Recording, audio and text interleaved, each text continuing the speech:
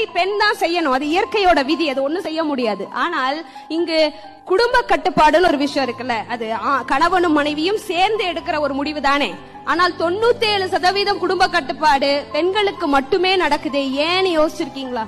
முதல் குழந்தைக்காக ஒரு ஆபரேஷன், இரண்டாவது குழந்தைக்காக ஒரு ஆபரேஷன், அப்புறம் ஃபேமிலி பிளானிங்காக ஒரு ஆபரேஷன். உடல் அளவிலும் மனதளவிலும் அவள் கிழித்து கிழித்து தைக்கப்படும் போதெல்லாம் இந்த ஆணாதிக்க சமூகம் வேடிக்கை பார்த்து கொண்டிருக்கும் போது பெண்கள் முழுமையாக முன்னேற்றம் அடைந்து விட்டார்கள் என்பது வெறும் வெற்றி சொல் தானே. இங்கே ஒரு மேரேஜா, அந்த பொண்ணு கல்யாண மேடையில அழகா இருக்கணும், ஆக ஓடி எக்ஸசைஸ் பண்ண, டயட், உடம்ப குறைச்சு அப்படி பொம்மை மாதிரி கல்யாண மேடையில வந்து உட்காரணும்.